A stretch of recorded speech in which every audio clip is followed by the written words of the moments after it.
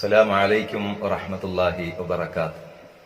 പ്രിയപ്പെട്ട ശ്രോതാക്കളെ, അള്ളാഹുവിന്റെ അസ്മാഉൽ ഹുസ്നയിൽ വിശാലമായ അള്ളാഹു എന്നർത്ഥമുള്ള വിശാലമായ അള്ളാഹുവിന്റെ നിഅമത്തുകളെ ചൊരിച്ചു കിട്ടാനുള്ള വിശാലമായ അർത്ഥം ഉൾക്കൊള്ളുന്ന യാ വാസിഉ യാ അല്ലാഹ്, അതാണ് വിഷയം. പ്രിയപ്പെട്ടവരെ, യാ വാസിഉ യാ അല്ലാഹ്, ഖിളിർ നബി അലൈഹി സ്വലാത്തു വസ്സലാമിനെ, ഖിളിർ നബി എന്ന് പറയുന്ന ആ ഖിളിർ എന്ന പ്രയോഗം തെറ്റാണത്ര. ഖളിർ എന്നാണ് പറയേണ്ടത്. ഖളിർ, പച്ചപ്പ് നിറയ്ക്കുന്നവർ. ഖളിർ നബി അലൈഹി ഇസ്ലാമിന്റെ പേരിന്റെ അർത്ഥം പച്ച എന്നാണ്. എവിടെ അവിടുന്ന് കാലുവെച്ചാലും ആ സ്ഥലത്ത് സമൃദ്ധി ഉണ്ടാവും. ഉണങ്ങിയ മരങ്ങൾ പച്ചയാകും, പൂക്കൾ വിരിയും, നടന്നുപോയ വഴികളിലെല്ലാം പച്ച നിറയും.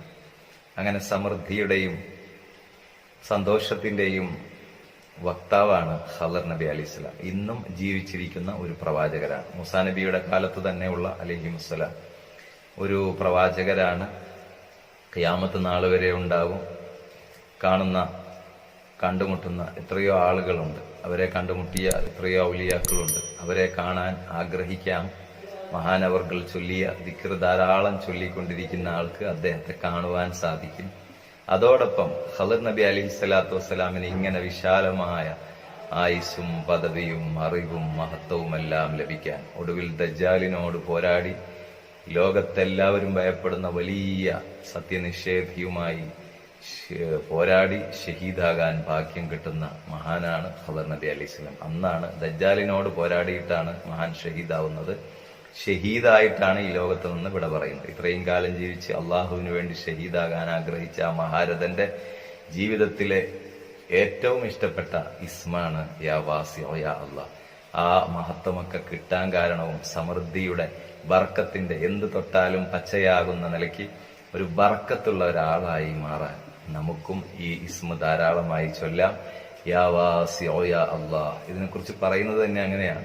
ആദത്തായി ഓതി വന്നാൽ റിസ്ഖ് വിശാലമാകും. യാ വാസി എന്നതിന്റെ അർത്ഥം തന്നെ വിശാലനെ, വിശാലനായ അള്ളാഹുവെ, വിശാലതയുള്ളവനെ, എല്ലാവർക്കും എല്ലാം വിശാലമായി നൽകുന്നവനെ, എവിടെയും ചുരുക്കാതെ കൊടുക്കുമ്പോൾ വാരിക്കോരി കൊടുക്കുന്നവൻ എന്നർത്ഥത്തിലുള്ള എന്തും ഏതും വിശാലമായി ചെയ്യാൻ കഴിയുന്ന അള്ളാഹു. അവന്റെ അടുക്കൽ പിശുക്കില്ല. അവൻ നൽകിയാൽ നൽകിയ പോലെ ഇരിക്കും. ആ അള്ളാഹുവിന്റെ പേര് ധാരാളം ചൊല്ലാൻ നമുക്കായാൽ അള്ളാഹു നമ്മുടെ റിസ്ഖിന്റെ കാര്യം എന്തായാലും ഏറ്റെടുക്കും. മറ്റു കാര്യങ്ങളും അള്ളാഹു വിശാലമാകും. ജോലിയില്ലാത്തവർ, കച്ചവടമില്ലാത്തവർ, അതുപോലെ ഭർത്താവിന് നല്ല അഭിവൃദ്ധി വരണം, നല്ല വീടും കാര്യങ്ങളും ഒക്കെ ആവണം, നമുക്ക് വേണ്ടുന്നതെല്ലാം അള്ളാഹു വേണ്ട നേരത്ത് നൽകണം എന്നാഗ്രഹിക്കുന്നവർ ഭർത്താവിന് വേണ്ടി ഭാര്യയ്ക്കും ചൊല്ലാം, ഭർത്താവിനും കൂടെ ചൊല്ലാം. മക്കൾക്കും അത് ചൊല്ലി നമ്മുടെ വീട്ടിൽ ബർക്കത്തും വിശാലതയും എല്ലാ നല്ലതിന്റെയും ഒരു കവാടം തുറന്നു കിട്ടാനുള്ള പരിശ്രമവുമാവാം. അള്ളാഹു ഭാഗ്യം നൽകട്ടെ. ഇത് തന്നെ ചില പ്രത്യേക അസുഖങ്ങൾക്കും പറയുന്നുണ്ട്. അസുഖമെന്ന് പറയുമ്പോൾ തേൾ കടിച്ചാൽ 70 വട്ടം ഇത് ഓതി ഊതിയാൽ അതിന്റെ വിഷമിറങ്ങുമെന്നും പറയുന്നു. അള്ളാഹു ചെയ്യാൻ ഭാഗ്യം നൽകട്ടെ. ഈ ഇസ്മിന്റെ ബർക്കത്ത് കൊണ്ട് ഇന്നത്തെ എല്ലാ ശ്രോതാക്കൾക്കും നമുക്കും എല്ലാ മുറാദും അള്ളാഹു ഹാസിലാക്കി തരട്ടെ. നേറിക്കൊണ്ടിരിക്കുന്ന മനസ്സകത്തെ പ്രശ്നം അള്ളാഹു പരിഹരിച്ചു തരട്ടെ.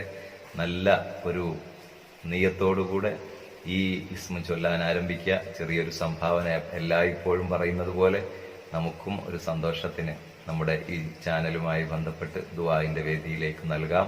അള്ളാഹു നമുക്ക് ഇനിയും എല്ലാ കാര്യങ്ങളും പറയാനും പഠിക്കാനും നല്ല കാര്യങ്ങൾ ചെയ്യാൻ ഭാഗ്യം നൽകട്ടെ. ദുആ വസിയത്തോടെ അസ്സലാമു അലൈക്കും വറഹ്മത്തുള്ളാഹി.